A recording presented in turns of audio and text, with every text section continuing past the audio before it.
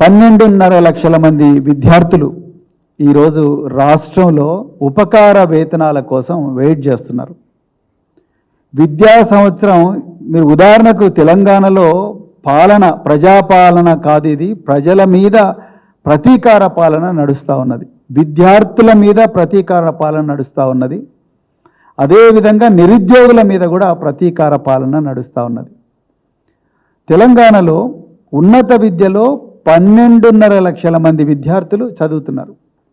ఈ 12.5 లక్షల మంది విద్యార్థులు engineering colleges, pharmacy colleges, medical colleges, degree కళాశాలలు, మరెన్నో ప్రొఫెషనల్ కాలేజెస్లో చదువుతూ ఉన్నారు. ఈ 12 లక్షల మంది విద్యార్థులకు సాలీన 2,400 కోట్ల ఫీ రీయింబర్స్మెంట్ ఇవ్వాలి.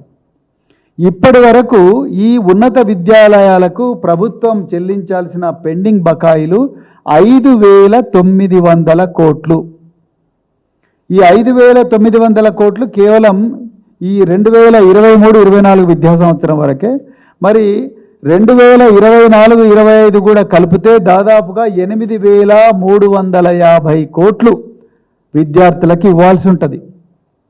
మరి రేవంత్ రెడ్డి గారు, మీ చేతిలోనే విద్యాశాఖ ఉంది, ఎప్పుడన్నా మీరు దీని మీద రివ్యూ చేసిండ్రా? ఈ విద్యాలయాల్లో చదువుతున్న విద్యార్థులు, మరి ముఖ్యంగా private engineering colleges, private medical కాలేజీలో చదువుతున్న విద్యార్థులు మరింత ఉన్నత విద్యకు పోవాలంటే, పీజీ కాలేజెస్ కానీ పిహెచ్డికి పోవాలంటే, వేరే రాష్ట్రాలకు పోయి చదువుకోవాలంటే వాళ్లకు ఈ డిగ్రీ కళాశాలల్లో, ఇంజనీరింగ్ కళాశాలలో సర్టిఫికేట్లు ఇస్తలేరు. ఎందుకంటే మీ ఫీ రీయింబర్స్మెంట్ బకాయిలు మా దగ్గర లేవు, అందుకొరకు మేము ఇవ్వడం లేదని అంటున్నారు. చాలామంది విద్యార్థులు బాధపడుతున్నారు. మరి వాళ్ళ పరిస్థితి ఎవరు చూడాలి? వాళ్ళు పోయి ఎవరికి చెప్పుకోవాలి? ఎస్సీ శాఖ మంత్రి లేడు, ఎస్టీ శాఖ మంత్రి లేడు, మైనారిటీ శాఖ మంత్రి లేడు, విద్యాశాఖ మంత్రి లేడు. మరి ఎవరికి పోయి చెప్పుకోవాలి?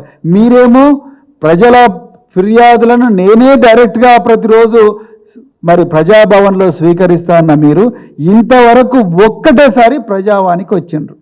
ప్రజావాణిలో ఒక ఆఫీసర్ను కూర్చోబెట్టిండ్రు. ప్రతిరోజు కూడా టర్న్ బై టర్న్ ఒక డిపార్ట్మెంట్ నుంచి ఒక చిన్న క్లర్కో లేకపోతే సీనియర్ అసిస్టెంట్ వస్తూ ఉన్నాడు. ఇంకా అక్కడ ఎవరు కూడా లేరు. అక్కడికి వచ్చిన వాళ్ళు ఎవరు కూడా వాళ్ళ సమస్యలు పరిష్కారం కావడం లేదు. మరి విద్యార్థులు వాళ్ళ బాధలు ఎవరికి చెప్పుకోవాలి?